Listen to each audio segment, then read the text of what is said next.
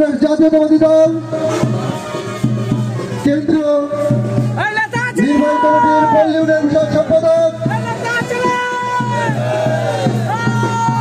Bangladesh football ফেডারেশনের সম্মানিত vice chairman,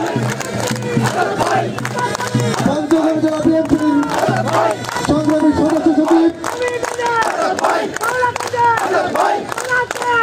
জনতার এমপি, আমাদের সকলের প্রিয় শ্রদ্ধাভাজন আলহাজ ফরাদ হোসেন আজাদ মহোদয়, আলহাজ ফরাদ হোসেন আজাদ মহোদয়। আমি অনুরোধ করি এইদিকে তারা এত স্পেশাল চেয়ারে বসানো হয়, ভালো লাগবে। চেয়ারগুলো খালি আছে, দেখতে খারাপ লাগছে। ওই চেয়ারগুলো সামনে চেয়ারগুলো ওই পাশে দাঁড়ায় আছেন যারা, প্লিজ ওই খালি চেয়ারগুলো বসেন না ভাই, একটু খালি চেয়ারগুলো বসেন না, যান ওই যে খালি চেয়ারগুলো যান না প্লিজ ভাই। দাঁড়াও, শেষ করো ভাই। ছাত্রদল যুবদল, এই ছাত্রদল যুবদল দাঁড়াও। আউযু বিল্লাহি মিনাশ শাইতানির রাজিম, বিসমিল্লাহির রহমানির রহিম। বহু কাঙ্ক্ষিত প্রত্যাশিত দেবীগঞ্জ উপজেলা বিএনপির দীর্ঘ এক যুগেরও বেশি সময় পরে আজকের এই দ্বিবার্ষিক কাউন্সিলে শ্রদ্ধাভাজন সভাপতি, দেবীগঞ্জ উপজেলা ভারপ্রাপ্ত আহ্বায়ক,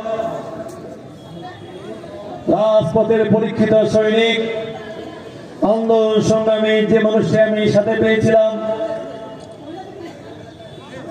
মোহাম্মদ আইয়ুব আলী, মঞ্চে উপস্থিত আজকের এই প্রধান বক্তা, যারা অনবদ্য সৃজনশীল সৃষ্টিশীল বক্তব্য শুনে প্রভাবিত হয়েছেন, রাজশাহী বিশ্ববিদ্যালয়ের সবুজ চত্বরে গড়ে উঠেছে নেতৃত্ব। আগামী দিনে এই রংপুর সহ সারা বাংলাদেশে তার সাবলীল আচার আচরণ এবং বিগত আন্দোলন সংগ্রামে যখন ঢাকা রাজপথে 2-10 জন মানুষকে খুঁজে পাওয়া যেত, আমাদের প্রিয় নেতা বিএনপির সিনিয়র যুগ্ম মহাসচিব রেজভী আহমেদের সঙ্গে পাশে থেকে পার্টি অফিস এবং রাজপথে যে মানুষটি জীবনের ঝুঁকি নিয়ে বারবার কারণ নির্যাতিত হয়ে মামলা হামলা খাওয়ার পরও যিনি তার পরিশ্রম ত্যাগের সফল হিসাবে এই রংপুর বিভাগের সাংগঠনিক সম্পাদকের দায়িত্ব পেয়েছেন, সেই প্রিয় নেতা গাইবান্ধার গোবিন্দগঞ্জ উপজেলার কৃতি সন্তান শ্রদ্ধাভাজন ভাই অধ্যাপক আমিনুল ইসলাম ভাই, যারা করজোড়ে আমার তালি দিয়ে দিই। উপস্থিত আমার পঞ্চগড় জেলা বিএনপির সংগ্রামী আহ্বায়ক, আমার শ্রদ্ধাভাজন মুরব্বী, যার অনেক গল্প, অনেক কাহিনী, অনেক বক্তব্য আপনারা শুনলেন, যিনি পঞ্চগড়ের রাজপথে আমি নিশ্চিন্তে নির্বিঘ্নে বলতে পারি অনেক আন্দোলন সংগ্রামে যে অনেক ছাত্র নেতা, যুব নেতা, স্বেচ্ছাসেবক নেতাকে খুঁজে পাই নাই, এই একটি নির্ভীক মানুষ, পুলিশ বলেন, যুবলীগ বলেন, ছাত্রলীগ বলেন, অকাতর অনায়াসে রুখে দাঁড়িয়ে মামলা জেল জুলুমকে পদদলিত করে পঞ্চগড় জেলা বিএনপিকে আজকে আন্দোলন সংগ্রাম করে আজকে পঞ্চগড় জেলা বিএনপিকে সুসংগঠিত করেছেন সে প্রিয় নেতা পঞ্চগড় জেলা বিএনপির সংগ্রামী সুযোগ্য আহ্বায়ক আমাদের শ্রদ্ধাভাজন জাহিরুল ইসলাম কাচ্চু মহাজন। আমাকে কজের তাড়ি দেব।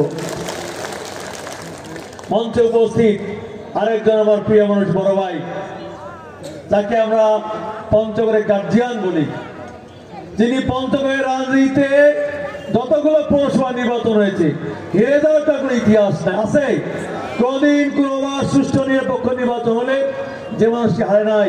এখনো পঞ্চগড় পৌরসভার মাটির সঙ্গে তার সম্পর্ক, রক্তের সঙ্গে সম্পর্ক রেখে পঞ্চগড়ের আবাল বিদ্যা বনিতা, কৃষক, শ্রমিক, জনতা, দিনমজুর, খেতমজুর শুরু করে ইভেনকি এতিম বাচ্চা বা আমাদের যারা অসহায়, তাদের একমাত্র নির্ভয়তার মাপকাঠি নিজেকে প্রমাণ করেছেন সেই প্রিয় মানুষ পঞ্চগড় পঞ্চগড় জেলা বিএনপির সংগ্রামী সিনিয়র যুগ্ম আহ্বায়ক এবং নবনির্বাচিত পঞ্চগড় জেলা পঞ্চগড় পৌর সংগ্রামী আহ্বায়ক আমাদের শ্রদ্ধাভাজন প্রিয় নেতা আমাদের আলহাজ তৌহিদুল ভাইকে আমরা করা জোরে তালি দিব।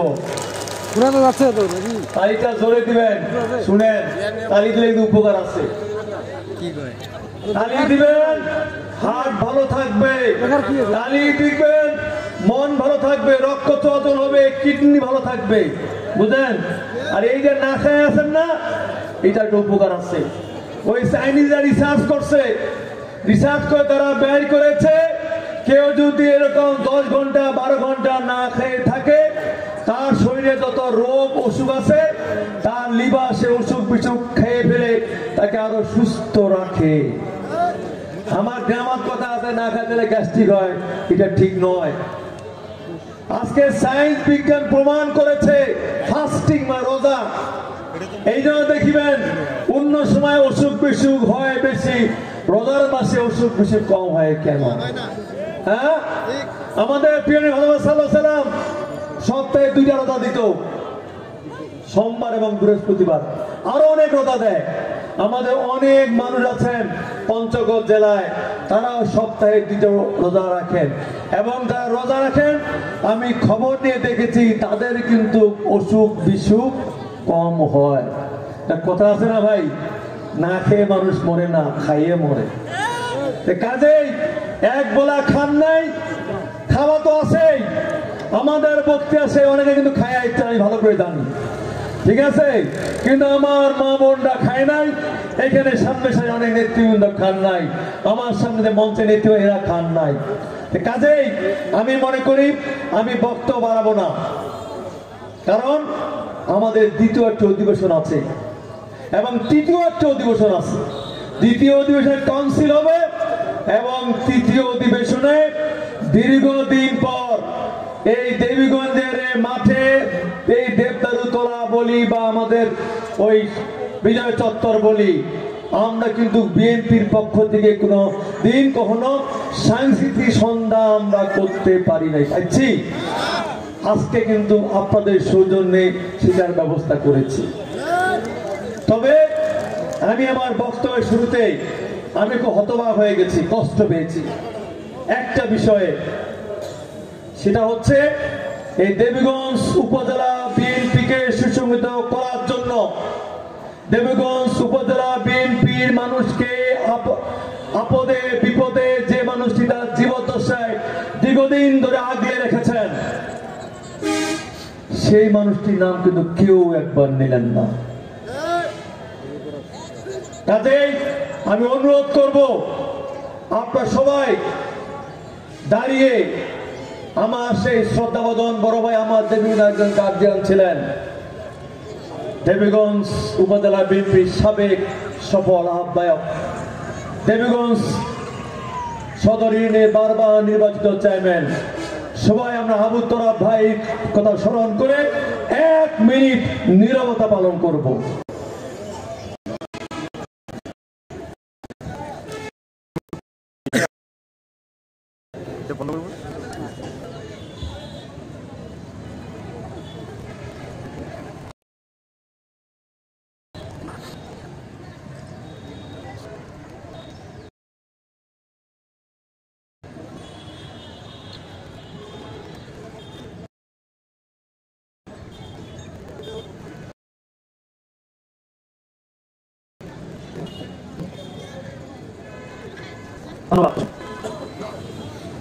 পৃথিবীতে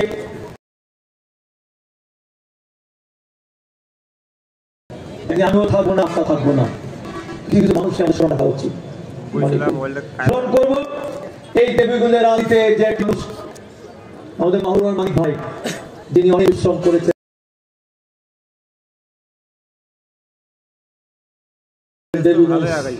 এই উপজেলা বিএনপিকে বিনিয়োগের ক্ষেত্রে স্মরণ করব আমাদের যুব নেতা আমাদের আদু ভাই, স্মরণ করব আমাদের ছাত্রদের রাকিব ভাই, এবং কিছুদিন আগে শালডাঙ্গা ইউনিয়নের বিএনপির যুগ্ম আহ্বায়ক ইব্রাহিম মাস্টার এবং সাবেক সাংগঠনিক দুলাল ভাই সহ। এটা কি রিস? অনেক নেতৃবৃন্দ আমাদের কাছ থেকে হারিয়ে গেছেন, চলে গেছেন। আমরা প্রত্যেকে রুহের মাগফিরাত কামনা করছি, করে আমি আমার বক্তব্য শুরু করছি। প্রিয় আমার মঞ্চে আমাদের দেবীগঞ্জ উপজেলা বিএনপি সদস্য সচিব, আমার অত্যন্ত প্রিয় শ্রদ্ধাবান বড় আব্দুল গনি বসুনিয়া ভাই সহ আমাদের এখানে পঞ্চগড়ের জেলা বিএনপি যুগ্ম আমাদের অধ্যক্ষ আফাদুল প্রিন্সিপাল ভাই, নবনির্বাচিত বোদা পৌরসভার আমাদের আব্দুল সামাদ তারা চিন্ময় সহ আমাদের অনেক নেতৃবৃন্দ আছেন, নাম বললে অনেক, এবং বিশেষ করে আমার 10টি ইউনিয়নের বিএনপি সভাপতি, সাধারণ সম্পাদক, সিনিয়র সহসভাপতি, সাংগঠনিক সম্পাদক, যুগ্ম সম্পাদক, প্রত্যেক 90টি ওয়ার্ডের প্রেসিডেন্ট, সেক্রেটারি সহ প্রতিটি ইউনিয়নে 71 জনকে যে আমাদের আজকে কাউন্সিলর তারা এবং অতিরিক্ত যারা এসেছেন, মহিলা দলের নেতৃবৃন্দ সহ ছাত্রদল, যুবদল, স্বেচ্ছাসেবক দল, কৃষক দল, শ্রমিক দল সহ প্রিয় দেবীগঞ্জবাসী, আসসালামু আলাইকুম। হিন্দু ভাইদের আদাব। আজকে আমরা দ্বিবার্ষিক কাউন্সিল করছি। আমাদের অনেক বক্তা আমরা বক্তব্য শুনেছি। আমরা ইনশাল্লাহ আমি 4টার আগে আমি আমার বক্তব্য শেষ করব এবং আধা ঘন্টা সময় দিব আপনাদেরকে লাঞ্চে, যারা খান নাই 4:30টার মধ্যে আমরা এই যে পাশে অলজনী স্কুল, সেইখানে আমাদের কাউন্সিলের যে ব্যবস্থা করা আছে সেইখানে উপস্থিত হব। আমি আজকে আপনাদের সামনে বলতে চাই যে 2024-এর 5 আগস্টের পরে আজকে যে আমরা নতুন বাংলাদেশে পা দিয়েছি, আমরা জানি প্রত্যেকে বিবেকের কাছে বস্তু রেখে দেখবেন 2005-এর 5 আগস্টের আগে আপনি কোথায় ছিলেন, কি করেছেন এই দলের জন্য, এই দলের দুঃসময়ে দুর্দিনে, খালেদা জিয়া, তারেক রহমান এবং আমাদের দলের জন্য। আজকে 2005-এর আগস্টের পরে অন্তর্বর্তীকালীন সরকারের নেতৃত্বে আজকে আমরা নতুন বাংলাদেশের নতুন স্বপ্ন দেখছি। এই স্বপ্ন বাস্তবায়ন করার জন্য আমরা নিজেকে কতটুকু সংবরণ করতে পারছি। প্রতিনিয়ত আমাদের প্রিয়তা তারেক রহমান বারবার সামাজিক যোগাযোগ মাধ্যমে ছাড়া তার প্রত্যেকটি মিটিং এ, বিভিন্ন কর্মশালায় বারবার বলেছেন, মাথা থেকে ওই ভূতটি সরায় ফেলেন যে 5 আগস্টের পরে আপনি ক্ষমতায় চলে আসছেন। কেন উনি বলছেন আজকে সামনে নির্বাচনটি হবে, সেই নির্বাচনটি ইতিহাসের সবচেয়ে কঠিন নির্বাচন হবে? কিন্তু কেন আমরা আজকে সময়ের তালে তালে আমরা ভুলে যাচ্ছি? হ্যাঁ, আজকে যারা ফ্যাসিস্ট তারা পালিয়ে গেছে।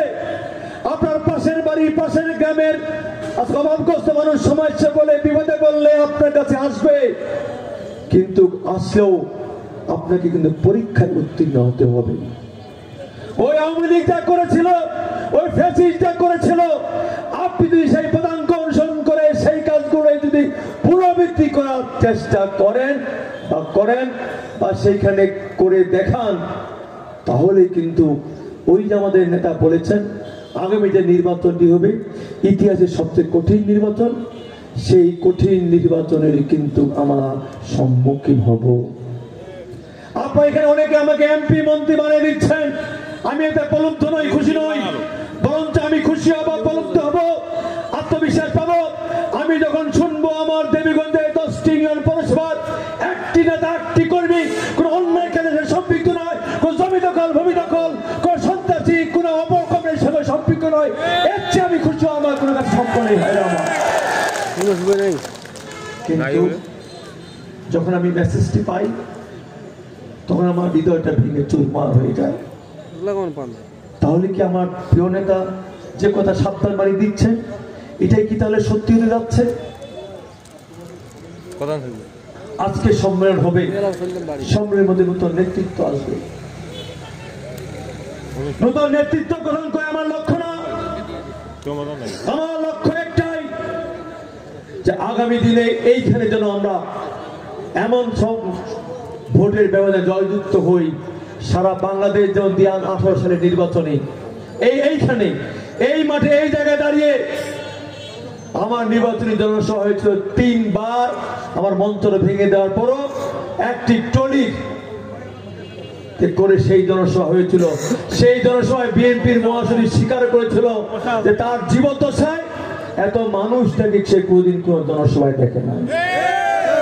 আপনাদের ঠিক মনে আছে ওই কত্ত নদীর ব্রিজের ওখান থেকে তাকে এই পর্যন্ত আসতে প্রায় 1.5 ঘন্টা সময় লেগেছিল। কি ভাই, সেই জনরোধ এবং আমাদের এই জনসভা মঞ্চে আসার ক্ষেত্রে কি সোনাহার, কি আমাদের এলএসডি মোড়, পিছনের দিকে আমাদের এইখানে আসতে আমাদের ব্রিজের পারে সামনের দিকে চারিদিকে পুলিশ ব্যারিকেড দেওয়া হয়েছিল, কিন্তু আমাদের জনস্রোত এমন তৈরি হয়েছিল কোন জনস্রোতে কোন ব্যারিকেড কিন্তু বাধা মানতে পারে নাই। কাজে আমি প্রশ্ন রাখতে চাই, 2005 সালে আপনার বিবেক, 2005 সালে আগে আপনি কেমন ছিলেন, আর 2025 আগস্টের পরে আপনি কি করছেন, কি করতেছেন, বিবেককে প্রশ্ন করুন, তারপরে আমাকে প্রলুব্ধ করার চেষ্টা করুন।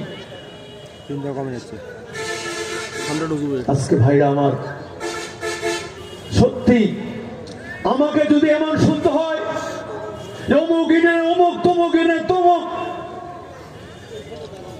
এইসব অমুক অমুক কাজে সম্পৃক্ত হচ্ছে, হৃদয়টা ভেঙে চুরমার হয়ে যায়। আমি আমাকে বারবার সাবধান করে বলেছি যে 2024-এর 5 আগস্টের পরে যেসব নেতৃবৃন্দকে আমি পেয়েছিলাম, আমি কিন্তু তাদের ব্যাপারে অভিযোগ কম পাই, কিন্তু তাদেরকে ডেঙ্গিয়ে, তাদেরকে পাশ কাটিয়ে এখন উপসে তারা আমার কাছে চেষ্টা করছেন, তাদের ব্যাপারে কিন্তু আমি অভিযোগটা বেশি পাচ্ছি। আমি তখন নিরাশ করি না, আমি বলছি আপনি রাজনীতি করেন, কিন্তু 5 আগস্টের আগে যারা রাজনীতি করেছে, মাঠে ছিল, মিছিলে ছিল, মিটিংয়ে ছিল, ওই কথায় ওই পঞ্চগড়ে কাদিয়ানি ঘটনা করেছে, দেবীগঞ্জের পত্রদল থেকে আমার নেতাকর্মী গ্রেপ্তার করে নিয়ে গেছে, ওই পঞ্চগড়ে কোথায় হত্যা হয়েছে, মিটিং হয়েছে, আমার সে দেবীগঞ্জের নেতাকর্মীকে গ্রেপ্তার করা হয়েছে, বাড়িতে ঘুমাতে পারে নাই, তাদের ধাত্রা যন্ত্রণা আমি হৃদয়ের সঙ্গে তিলে তিলে বহন করি। ওই দিনাজপুরের মিটিং হয়েছে, ওই রাস্তার মধ্যে সেইখানে হাজিরানের কৃষি বিশ্ববিদ্যালয়, সেইখানে আমার কোন নেতা পাথরে হাড় ভেঙে গেছে, আমি হৃদয় স্মরণ করি। ওই রংপুর যেতে কাকে কি করা হয়েছে আমি হৃদয় স্মরণ করি। ওই ঢাকা রাজপথে গিয়ে যাদেরকে সেদিন গ্রেপ্তার করা হয়েছিল, নির্যাতন করা হয়েছিল, তাকে আমি হৃদয় স্মরণ করি, কিন্তু আমি এটা শুনতে চাই না, এইটা আমি ধারণ করতে চাই না। ওই 5 আগস্টের পরে আমাদের স্বচ্ছ ইমেজ, সুষ্ঠু ইমেজ যা করেছিল আমরা দেবীগঞ্জ উপজেলাবাসী, আমি আশা করি আজকের সম্মেলন থেকে আগামীতে জাতীয় নির্বাচন না হওয়া পর্যন্ত আমি যেন আমার কোন নেতা কর্মী সমর্থকের নামে আর কোন অভিযোগ শুনতে চাই না। আমাকে আপনার কথা দিলেন, কথা দিচ্ছেন ইনশাল্লাহ। আজকে আপনারা কথা দিলেন, আপনাদের কথা মহান রব্বুল আমিন এবং আমাদের ভগবান, হিন্দু ভাইদের ভগবান আপনাদেরকে কবুল করুক। শুধু বলতে চাই, আজকে দেখবেন